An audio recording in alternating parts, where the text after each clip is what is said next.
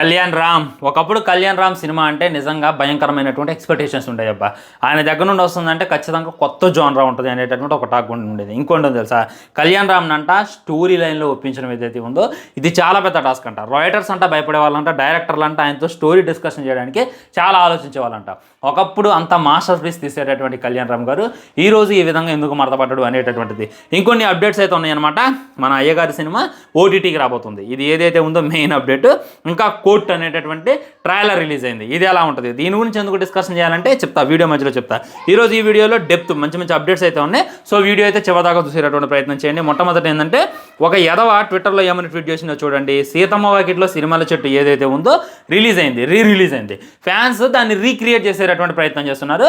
Recreate చేయాలంటే రీల్స్లో చేసుకోండి, ఇంట్లో చేసుకోండి, ఎవరో ఒకళ్ళు చేశారని చెప్పి ప్రతిసారి మీరు ఆ విధంగా చేస్తే చాలా దరిద్రంగా ఉంటుంది అని చెప్పి మనోడైతే కామెంట్ చేసిండు.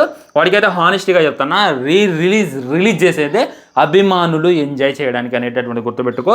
ఆ బట్టతలకి ఆయిల్స్ అమ్ముకో, లేదా కింద ఊడల వాటికి కూడా ఏమన్నా ఆయిల్ కనిపెట్టుకొని అమ్ముకుంటే బాగుంటుంది. కానీ ఈ విధంగా రిలీజ్ని ఫ్యాన్స్ చేసేటటువంటి సెలబ్రేషన్ని తప్పుపడితే మట్టికి చెప్పుతో కొడతారు.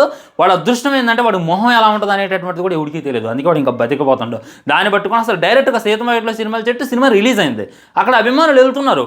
పాపం వాళ్ళు ఏదో చేసేటటువంటి ప్రయత్నం చేస్తున్నారు, చేసుకొనియచ్చు కదా. దాన్ని అసలు మీకేం పని లేదా, ఎందుకయ్యా రిలీజ్ మీద అని ట్వీట్లు. అరే నువ్వు డైరెక్ట్గా వస్తే నేను చేసేస్తారనేటటువంటిది రియాలిటీ. సో చాలా కోపం వచ్చిందనమాట. ఎందుకంటే సీతమ్మ వాకిట్లో సినిమాల చెట్టుకి వెళ్ళిన వాళ్ళు నేను కూడా రిలీజ్ ఎంజాయ్ చేసిన అనమాట. అక్కడ ఉండేటటువంటి సీన్ కూడా రీక్రియేట్ చేస్తాం. రేపు సలార్ రిలీజ్ అయినా కానీ సలార్లో సీన్ కూడా రీక్రియేట్ చేస్తామే. ఎందుకంటే యూనివర్సిటీలో కూడా రీక్రియేట్ జరుగుతుంది కదా. తెలితే రివ్యూ చెప్పు, లేదా హెయిర్ ఆయిల్ కింద ఆతుల ఆయిల్ అమ్ముకో, అంతేగాని వాగొద్దు అనేటటువంటిది రియాలిటీ. సో ఎవరికి చెప్పాను అనేటటువంటిది మీకైతే అర్థమైన అలా డెఫినెట్గా వన్ అయితే ట్యాగ్ చేయండి, వాడెవడు అనేటటువంటిది కూడా కింద కామెంట్ చేయండి. సో ఈరోజు ఈ వీడియోలో Arjun son of Vyjayanthi cinema గురించి మాట్లాడుకోవాలి అంటే ఆల్రెడీ జస్ట్ చిన్న గ్లింప్ లాంటిది అయితే రిలీజ్ చేసేసారనమాట. ఏంటంటే వైజయంతి అనేటటువంటి ఆమె ఉంటుంది. మరి ఆమె కొడుకు ఏందో నాకు అసలు ఏం అర్థం కావట్లేదు అనమాట. సనాఫీ ఏంది గెనాఫీ ఏంది అనేటటువంటిది ఒక్క ముక్క కూడా అర్థం కావట్లేదు. మరి కళ్యాణ్ రామ్ ఈ సినిమాలో ఎందుకుంటున్నా అనేటటువంటిది కూడా అర్థం కావట్లేదు. ఒక్క ముక్కలో చెప్పాలని అంటే, కళ్యాణ్ రామ్ అన్న ఒకప్పుడు మాస్టర్ పీసులు తీసేవాడు. కత్తి అని, హరే కృష్ణ హరి చాలా ఉండేవి అనమాట, గొప్ప సినిమాలు ఉండేవి. మధ్యలో మొత్తం మరతపడిపోయాడు. కానీ ఇప్పుడు చూసుకున్నట్లయితే ఈ జోనర్లు ఎందుకు అసలు 2010 అవతల రిలీజ్ చేయాల్సింది, 2000 అవతల రిలీజ్ చేయాల్సింది, మళ్ళీ ఇప్పుడు ఎందుకు రిలీజ్ చేస్తున్నాం? మరి అన్న హీరోనో ఏందో నాకైతే తెలియదులే. కానీ ఎట్లాంటి ప్రయత్నాలు కదన్న నీ దగ్గర నుండి కోరుకునేది, కొన్ని కొత్త ప్రయత్నాలు చేస్తాం అనమాట. ఉదాహరణగా చెప్పాలంటే బింబిసారా సినిమా అయితే నెక్స్ట్ లెవెల్ హిట్ అయింది, బాగుంది కూడా. దానికి వంక పెట్టేటటువంటిది కూడా ఏమీ లేదు. అలాంటివి ట్రై చేయి. లేదా ఇవన్నీ ఎందుకులే, మనం ప్రొడ్యూసర్ అవుదామంటే దేవరాటను త్వరగా మా ముందు దింపేటటువంటి ప్రయత్నం చేయి. అంతేగాని మళ్ళీ ఎలాంటివి తీసి నీ వాల్యూ పోగొట్టుకోవద్దు అనేటటువంటిది రియాలిటీ. మన వైజయంతి ఏందో నాకైతే అర్థం కావాలా. మీకేమన్నా అర్థమైతే డెఫినెట్గా కింద కామెంట్ చేయండి. నాకైతే ఇలాంటి జోనర్లు అసలే నచ్చం అనమాట. ఇంకోటి కోర్టు, ప్రియదర్శిని బలగం అనేటటువంటి సినిమాతో హిట్ కొట్టిండు. ఆ తర్వాత వచ్చిందే కోర్ట్ అనమాట. మొన్నే ట్రైలర్ అయితే రిలీజ్ అయింది. నాని ఈ ట్రైలర్ని లాంచ్ చేసిండు. నాని మాట్లాడుతూ ఒకవేళ కోర్ట్ సినిమా మీకు నచ్చకపోతే నా మాటిని మీరు వెళ్ళండి, మీకు ఈ సినిమా నచ్చలేదు అని చెప్పి మీరంటే మట్టికి నా హిట్ 3కి రామాకండి అని చెప్పి డైరెక్ట్ స్టేట్మెంట్ అయితే తానైతే ఇచ్చేయడం జరిగింది. అసలు ఆ మాట అంటానంటే భయంకరమైనటువంటి కాన్ఫిడెన్స్ ప్రతి ఒక్కరికి కూడా పెరిగిపోయిందనమాట. ఎందుకంటే నాని అంత కాన్ఫిడెంట్గా అంత హామీ ఇచ్చిన తర్వాత కూడా ఇంక వెళ్ళపోతే ఎలా. సో ట్రైలర్ విషయానికి వచ్చినట్లయితే పోక్సో యాక్ట్ అనేటటువంటిది ఒక పిల్లగాడి మీద బుక్ అయితే. రీజన్ ఏంటంటే ఆ ట్రైలర్ చూస్తే మీకు అర్థమైపోద్ది. ఒక అమ్మాయిని లవ్ చేస్తాడు. ఆ అమ్మాయి మైనర్ అయితే మైనర్ని నువ్వు లవ్ చేసిన, ఆ అమ్మాయి నిన్ను లవ్ చేసిన, ఆ అమ్మాయి నీతో వచ్చేసిన, నేను ఆ అమ్మాయి మేము ఇష్టపడే కలిసినవన్నా కానీ, ఆ అమ్మాయి తన చెయ్యి తీసుకొని నా వేతో తీసుకుందన్నా కానీ చల్లవు. ఎందుకంటే మైనర్ అనేటటువంటిది అంత ఇదనమాట, ఇంకా మెచ్యూరిటీ రాలేదు కాబట్టి ఇది రేప్ కిందే నమ్మద్ది. సో ఆ విధంగా లవ్ జరిగిన తర్వాత మన శివాజీ అన్న విలన్లాగా కనపడుతుందన్నమాట. వాడి మీద భయంకరమైనటువంటి కేసులు అయితే పెట్టడం జరిగింది. ఏం జరిగింది అనేటటువంటి కాన్సెప్ట్. ఇంకా పోక్సో యాక్ట్ అంటే చాలా భయంకరమైనటువంటి కేసు అది. దాంట్లో పెట్టినామంటే పీక్కోవడం కుదరదు. మరి అలాంటి దాన్ని ప్రియదర్శిని అనేటటువంటి ఒక లాయర్ ఎలా చేసిండు, మరి ఆ కుర్రాన్ని రక్షించిందా లేదా అనేటటువంటిది కాన్సెప్ట్. ఈ నెల 14న అయితే సినిమా రాబోతుంది. నాకైతే ట్రైలర్ ఇంట్రెస్టింగ్ అనిపించింది. చూసిన తర్వాత సినిమాకి వెళ్ళాలి అనేటటువంటి ఆసక్తి కూడా పెరిగింది. సో ఇది ప్రమోషన్ అనుకోమాకండి, ఎందుకంంటే వాళ్ళకి ప్రమోట్ చేసే అంత సీన్ అయితే మనకు లేదు. సినిమా బాగుంది అనేటటువంటి చెప్పేస్తాం అనమాట.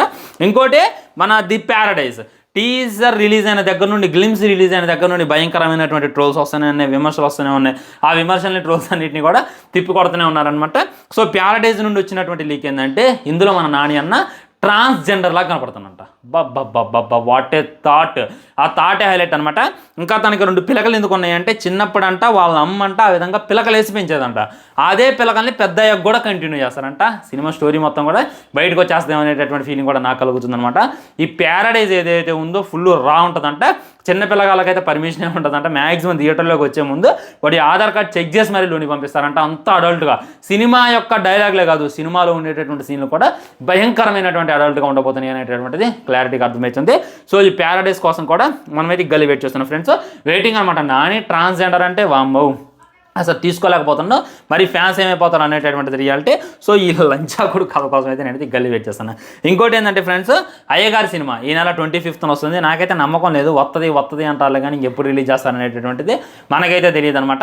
ఈ సినిమా అయితే ఎన్ని అవాంతరాలు ఎదుర్కొందో అన్ని అవాంతరాలు ఎదుర్కొంది. రీసెంట్గా ఏం జరిగిందంటే పుష్ప సినిమా ఏదైతే ఉందో 57 డేస్లో ఓటీటీకి వచ్చింది. సంక్రాంతికి వస్తున్న ఏదైతే ఉందో 43 డేస్లో ఓటీటీకి వచ్చింది. గేమ్ చేంజర్ ఏదైతే ఉందో 30 డేస్లో ఓటీటీకి వచ్చిందని చెప్పి ఒక మీమ్ వేసింది అనమాట.